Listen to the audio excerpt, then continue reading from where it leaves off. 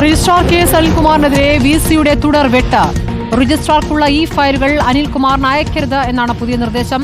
Computer operating ഡയറക്ടർക്കാണ് നിർദ്ദേശം നൽകിയിരിക്കുന്നത്. ഗോപാൽ ഷിരാസനൽ വിവരങ്ങളുമായി.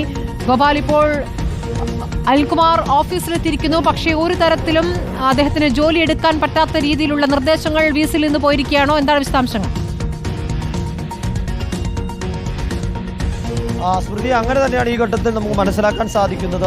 ആ രജിസ്ട്രാറെ ഒരു തരത്തിലും സർവകലാശാലയിൽ സ്വസ്ഥമായി ജോലി ചെയ്യാൻ അനുവദിക്കില്ല എന്ന ഒരു നിർബന്ധത്തിൽ വൈസ് ചാൻസലർ തീരുമാനങ്ങൾ എടുക്കുന്നു എന്ന് വേണം പറയാൻ. നേരത്തെ ഈ സസ്പെൻഷൻ പിൻവലിച്ചതിന് ശേഷം ഡോക്ടർ കെ എസ് അനിൽകുമാർ സർവകലാശാലയിൽ എത്തിയപ്പോൾ അന്നും ഈ ഫയലുകൾ രജിസ്ട്രാർ വഴി തന്നിലേക്ക് എത്തിയ ഫയലുകൾ അംഗീകരിക്കാൻ വിസി തയ്യാറായിരുന്നില്ല. അത് നിരസിച്ച ശേഷം അതാത് വകുപ്പുകളിലേക്ക് അയക്കുകയും ആ വകുപ്പുകളിലെ ജോയിന്റ് രജിസ്ട്രാർ വഴി നേരിട്ട് തനിക്ക് അയച്ചാൽ മതി, രജിസ്ട്രാർ മുഖേന അയക്കേണ്ടതില്ല എന്നും നിർദ്ദേശം നൽകിയിരുന്നു. അതിൻ്റെ തുടർച്ചയായുള്ള തീരുമാനമാണ് ഇന്നും വന്നിരിക്കുന്നത്. ഈ ഫയലുകൾ ഒന്നും രജിസ്ട്രാർക്ക് അയക്കരുത് എന്നതാണ് ഇപ്പോൾ വിസി നൽകിയിരിക്കുന്ന നിർദ്ദേശം. ഒരു വകുപ്പിലെയും ഈ ഫയലുകൾ രജിസ്ട്രാർ മുഖേന തനിക്കോ അല്ലെങ്കിൽ തീരുമാനമെടുക്കാൻ രജിസ്ട്രാർക്കോ അയക്കരുത്. പകരം അത് ഏത് തരത്തിലാണോ ചെയ്യേണ്ടത് അത് രജിസ്ട്രാറെ ഒഴിവാക്കിക്കൊണ്ട് വേണം ചെയ്യാൻ. കമ്പ്യൂട്ടർ ഓപ്പറേറ്റിംഗ് ഡയറക്ടർക്കാണ് ഇതുമായി ബന്ധപ്പെട്ട നിർദ്ദേശം ഇപ്പോൾ വൈസ് ചാൻസലർ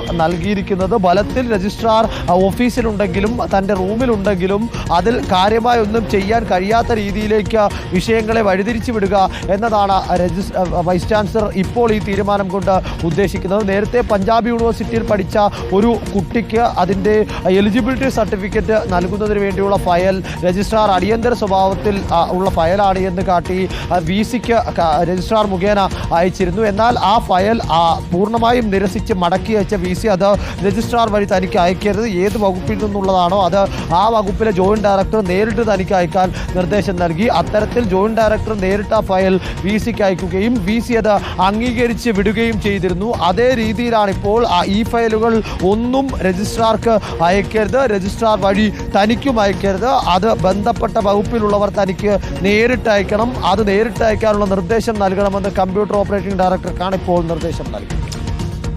ശരി, ഇപ്പോൾ രജിസ്ട്രാർ കെ എസ് അനിൽകുമാറിനെതിരെ വിസിയുടെ തുടർ നടപടി ഉണ്ടായിരിക്കുന്നു. തുടർ വെട്ട് എന്ന് തന്നെ പറയാം. രജിസ്ട്രാർക്കുള്ള ഈ ഫയലുകൾ അനിൽകുമാറിന് അയക്കരുത് എന്നുള്ള നിർദ്ദേശമാണിപ്പോൾ കമ്പ്യൂട്ടർ ഓപ്പറേറ്റിംഗ് ഡയറക്ടർക്ക് നൽകിയിരിക്കുന്നത്. അദ്ദേഹം ഓഫീസിൽ എത്തിയിരിക്കുന്നു, പക്ഷേ ജോലിയെടുക്കാൻ പറ്റില്ല എന്നുള്ള അവസ്ഥ.